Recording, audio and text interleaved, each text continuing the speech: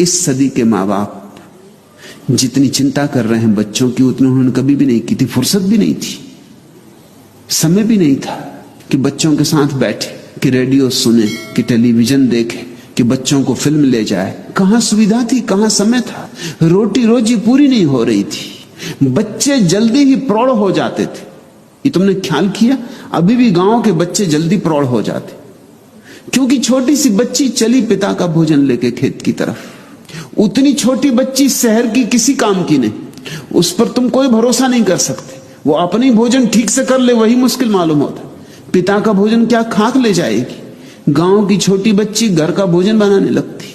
अभी तुम्हारी बच्ची को भोजन करना भी नहीं आता, उस पर टेबल पे उसके सामने बैठ के मां को उसको भोजन करवाना पड़ता है। तुम जरा फर्क देखो, जितना छोटा गांव होगा उसके बच्चे उतने ही जल्दी प्रौढ़ हो जाते। चले गाय को चराने, बैल को चराने, दूध लगाने, लकड़ी बीनने, जिंदगी शुरू हो गई। मनोवैज्ञानिक तो कहते हैं कि जिसको हम अब कहते हैं किशोरावस्था, वह होती ही नहीं थी पहले, क्योंकि 7-8 साल का बच्चा तो काम में लग जाता। अब बच्चा जब 25 साल का हो जाता तब काम में लगता है, और तब भी लग जाए तो सौभाग्य। सबसे ज्यादा उपद्रव भी 18 और 25 साल के बीच के बच्चे करते। खाली है, ताकत हाथ में आ गई, काम कुछ है नहीं। यूनिवर्सिटी में आग लगाओ, फर्नीचर तोड़ दो, खिड़कियों के कांच तोड़ दो, कुछ तो करना होगा।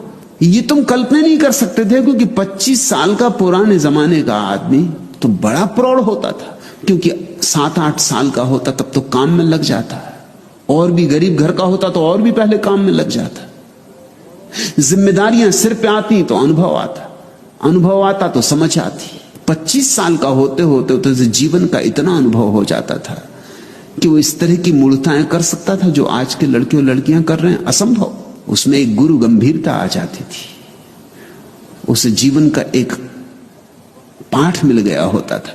आज हम सोचते हैं बच्चों को हम शिक्षा दे रहे हैं, लेकिन जीवन के पाठ से हम उनको वंचित रख रहे हैं, और उनका इतनी फिक्र हम कर रहे हैं कि न वो अपना पजामा का नाड़ा बांध सकते हैं, वो भी मां बांध रही।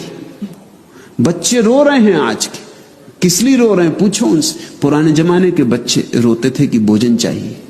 आजकल के बच्चे रो रहे हैं कि उनको मां भोजन करा रही, वो उन्हें भोजन नहीं करना, आंसू टपक रहे हैं, और मां सामने बैठी कि भोजन करो, उन्हें भोजन नहीं करना, या उन्हें यह भोजन नहीं करना, उन्हें आज कुछ और चाहिए।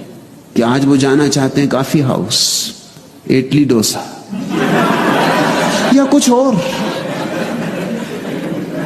उनको 24 घंटे ध्यान चाहिए।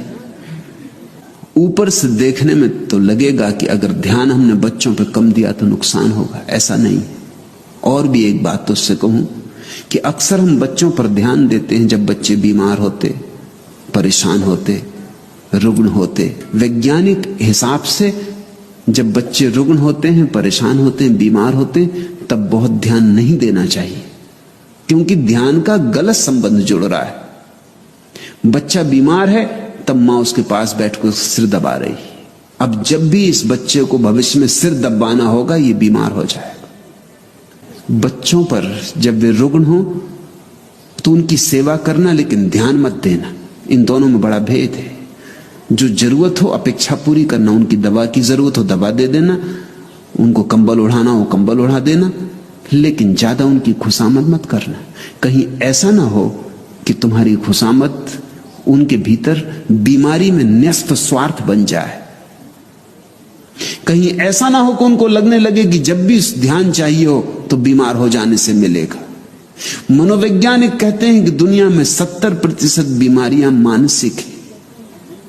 70% बड़ा अनुपात है, और ये 70% बीमारियां ऐसी हैं जो तुम चाहते हो कि हो जाएं। तुमने देखा परीक्षा के वक्त बच्चे बीमार हो जाते, परीक्षा के वक्त सारी दुनिया में बच्चों की बीमारियां एकदम बढ़ जाती, क्योंकि बीमारी सुगम उपाय है बचने का। परीक्षा देने की जरूरत नहीं, बीमार है। या अगर देनी भी पड़ी परीक्षा और पास न हुए तो भी कोई ये नहीं कह सकता कि कोई हमारी भूल हुई, बीमार थे। या अगर तृतीय श्रेणी में आए तो भी चलेगा, क्योंकि बीमार थे, क्या कर सकते हो। ये तो बीमारी बड़ी तरकीब बन गई। बीमारी के साथ संबंध जोड़ लिया स्वास्थ्य की बजाय। मेरी अपनी देशना तो यही है कि जब बच्चे स्वस्थ हों, चाहो तो उन पर थोड़ा ज्यादा ध्यान दे देना, मगर जब बीमार हो तो ज्यादा ध्यान मत देना। ध्यान को स्वास्थ्य से जोड़ने दो। जब बच्चे मस्त हों, आनंदित हों, उनको गले लगा लेना, लेकिन जब बीमार हो तब कंबल ओढ़ा कर उनको सुला देना। ये कठोर मालूम पड़ेगा, ऊपर से तो कठोर साफ ही लग रहा है, लगेगा कि मैं कोई उल्टी बातें सिखा रहा हूं। ऐसे मैं उल्टी ही बातें सिखाता हूं। लेकिन जब बच्चा बीमार हो तब उसे कंबल उड़ा के सुला देना, दवा पिला देना, बस ऐसे जैसे नर्स करती। उस वक्त मात्र तो मत दिखलाना, सुविधा हो तो नर्स ही रख देना, वो ज्यादा अच्छा। लेकिन जब बच्चा प्रसन्न हो, आनंदित हो, तो कभी उसे गले भी लगाना, उसका हाथ में हाथ लेके नाचना भी। उसका स्वास्थ्य में रस जोड़ो ताकि जिंदगी भर उसका रस स्वास्थ्य में रहे, बीमारी में ना हो जाए। दुनिया की 70% बीमारियां समाप्त हो सकती हैं अगर हम बच्चों का संबंध स्वास्थ्य से जोड़ दें।